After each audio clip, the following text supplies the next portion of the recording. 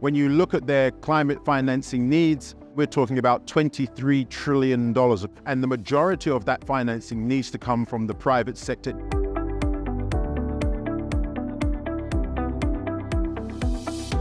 I'm Dr. Hubert Danso. I'm the CEO and Chairman of Africa Investor, an institutional infrastructure investment company. I also chair the African Green Infrastructure Investment Bank, and I also chair the African Sovereign Wealth and Pension Fund Leaders Forum. I'm also a member of President Macron's Finance and Private Sector Task Force for this new Financial Pact Summit. And as a consequence, we work very closely with key leading global asset owner platforms, the net zero asset owner being one of the most prominent.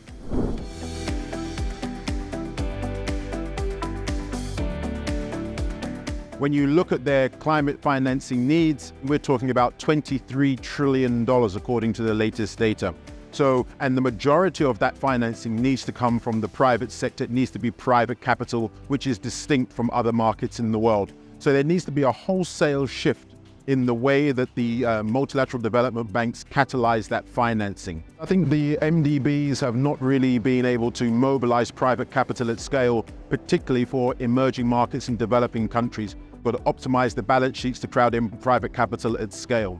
They've got to be able to subordinate and de-risk the participation of long-term institutional capital. There's got to be a much better alignment and a much stricter focus around the nationally determined contribution projects, the projects that the governments have said, these are our priority projects that need private capital.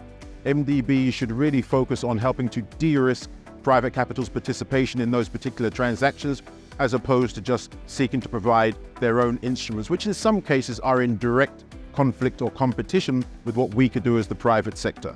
I think the problem with the MDB's financing models are that they're very restricted. They are not aligned with our investment policy statements and approaches, and there certainly needs to be a coming together. And ultimately, we're going into a completely new environment in terms of being able to, it's unprecedented that we now have to mobilize these tens of trillions of dollars, all sort of within a 7 to 10 year period. So I think we need to redefine and really help the multilateral development banks understand exactly what we need to be able to deploy capital at scale and ensure that there's a legal and regulatory environment in the markets that we participate that can absorb and grow this capital at speed. So it's a collective effort, it's a collaboration, and I think, really being able to share our collective knowledge and our operating models, and in many cases, create new operating models. And that's really what we've done through the institutional investor public partnership framework.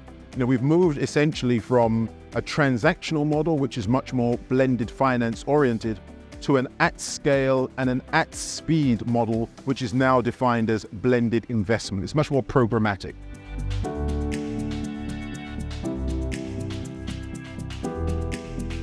We set out 6 key things in the Net Zero Asset Owners Alliance paper that are really going to help transform the private capital mobilization capacity of the multilateral development banks, the development finance institutions, and the international financial institutions. That essentially was a big focus on, improving the governance, improving the need and the ability to have collective action, also looking at the better use and mainstreaming of risk-related data, the use of more guarantees. These were a number of the things that really came out as, really impactful aspects that we can actually use to crowd in more private capital at scale to align with the Sustainable Development Goals, the Paris Agreement, particularly in emerging markets and developing countries, but on a global basis.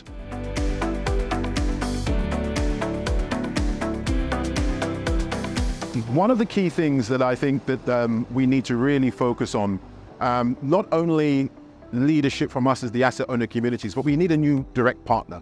And that direct partner needs to be heads of state. We've had a massive summit here today, the new Financial Pact Summit, bringing together $1.5 trillion, and every head of state made it here. That's really influential in this discussion. But we, as an asset owner community, represent 150 to 200 trillion, and we have not had that summit yet where the heads of state have really called on us and we've begun to work with them on this scale. So we continue to call to address the inequalities of the private capital mobilization agenda and to really enfranchise and help emerging markets and developing countries realize their development as well as commercial potential, which is an investment opportunity for us.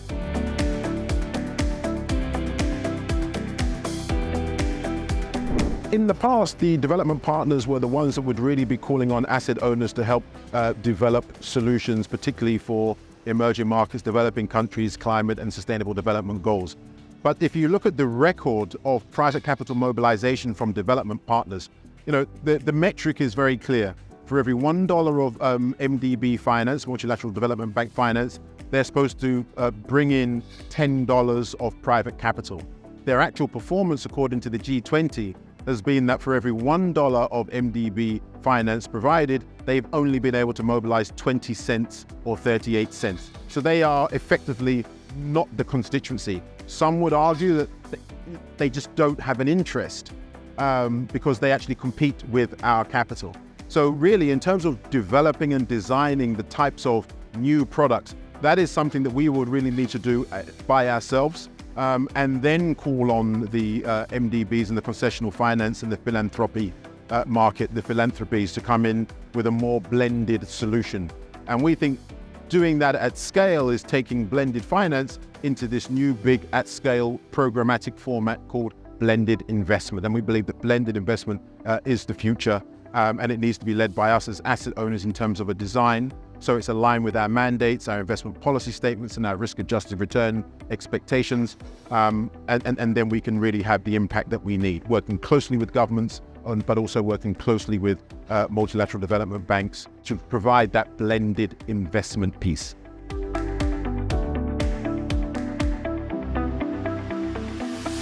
And there's a piece of research that we launched just yesterday at the Macron Summit, which showed that emerging markets and developing countries are probably paying, anywhere between $15 billion per annum in excess interest payments on their loan, and probably far more than that in lost opportunities because the GEMS database has not been opened up. The Global Emerging Markets database is one of probably the best risk-related database, bringing together all of the performance of the loans held in the portfolios of multilateral development banks. But unfortunately, that particular database for the last 10 years has not been made available to the critical users, us, as the risk takers. So there are two things that are happening. As a consequence of our constant calls and this new data that's come to market about the cost to emerging markets and developing countries, there is some movement. The summit has now agreed to advance a program called GEMS 2.0, and we're saying that GEMS 2.0 needs to be done by the end of this year, by the end of 2023. They were asking by the end of 2024. We said, the cost to the governments is just unconscionable and they need to accelerate that, and we hope that that's going to happen.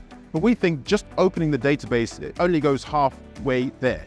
What we really want is to be able to have this database be expanded with new data, with inputs from us as the institutional investment community, as the Net Zero Asset Owners Alliance, and also input from the credit rating agencies. And this is a platform that we're calling GEMS 3.0. And GEMS 3.0 transforms this particular GEMS data in the form of GEMS 2.0 into an asset allocation tool. So it not only gives us sight of the data or access to the data, but enables us to feed into the process so that it can be an asset allocation tool that we can then begin to work together to say, how can we collectively think about responsibly de-risking our allocations and financings to these markets in line with the targets of the Sustainable Development Goals and the Paris Agreement.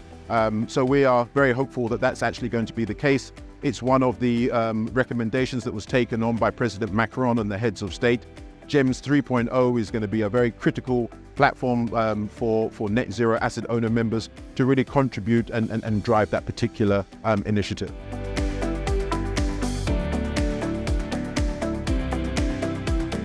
The Africa-Europe Energy Earthshot hosted an event with us as Africa Investor yesterday, and it really focused on how do you unlock and make Africa's industrial green energy potential investable, and what type of plan is required to accomplish that. Probably 5 or 10 years ago, that plan would have been something developed by multilateral development banks, but now we are really talking about how do you mobilize private capital at scale. So we came together really to send a very clear message that if you really want to attract private capital at scale, you really need to have a plan that is a wholesale private capital mobilization program. And we had two examples of that. We think that the Inflation Reduction Act is a wholesale private capital mobilization program being used successfully to attract capital by the United States of America. There is a very similar plan called the EU Green Deal and the EU Green Industrialization Plan, which is similar to the Inflation Reduction Act, which is used to basically send the right market signal and create the right policy conditions to attract institutional capital at scale for Europe's industrialization.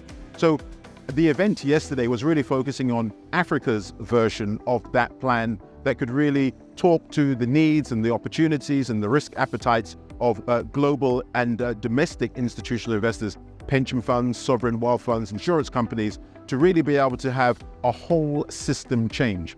The continent has about 30 to 40% of the key critical minerals for green technologies that are going to be essential as a globe to get to net zero. By the end of the century, we're going to have over 50% of the world's workforce in terms of our youth bulge. And then when you look at our natural capital, our sun, our wind, our hydro, we have 5 times more exajoules than Europe and America combined. So all of that abundant renewable energy that can decarbonize industry is essentially going to position Africa as the next green technologies manufacturing hub. So this new plan is really designed to enable and offer asset owners the opportunity to participate in all of the commercial and the investment upside of that particular opportunity. So it's a whole systems shift. It's basically putting real long-term money behind a really long-term good investment opportunity that will not only decarbonize Africa, but will also decarbonize the globe as a consequence. The event on Africa was a really good opportunity to announce and launch the Just Transition Investors Alliance, which is an alliance of institutional investors that have come together to invest in green industrial cities in Africa so that we can actually help beneficiate critical minerals for the just transition and the key green technologies. We entered into a partnership with United Cities, a big UN program that's developing cities to really bring new technologies, new manufacturing, new industrial opportunities for the benefit of Africa to be able to increase its industrialization trajectory and also borrow and sort of bring in new technologies from the rest of the world and then service the $10 trillion and growing global green industrial economy.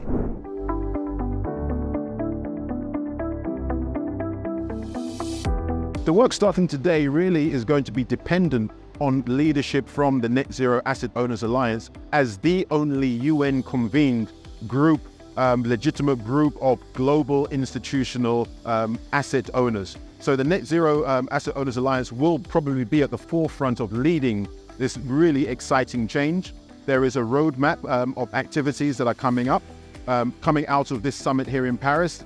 President Ruto of Kenya is hosting the African Climate Action Summit, where President Macron and a number of the heads of state that have been here from around the world will participate in that. From there, we go to the G20. From there, we then go to the UN General Assembly in September, looking at the SDG review, and we go to COP28. And at each of these intervals, the role and expectation of the Net Zero Asset Owners Alliance and the institutional investment community occupying this new leadership role to drive private capital mobilization at scale is really going to grow. But we're very, very confident because we've been asking for this opportunity for a very long time. So I'm very glad that this summit has afforded us that.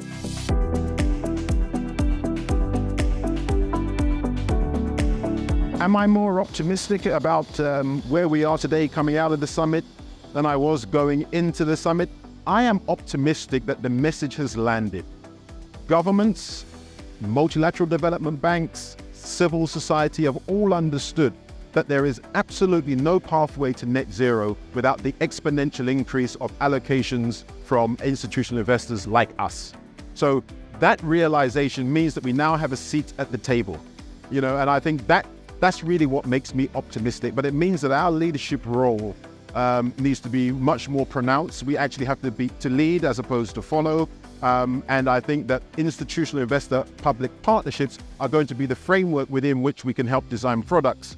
We can orient collective action so that concessional money can take the risks that we can't. It can do the capacity building. It can help develop the bankable pipeline of investable projects and products. And I think the work now starts. The summit was a good pretext, but the work now starts. We have a leadership role, and I think if we take this opportunity, we will be the difference between the world decarbonizing or not.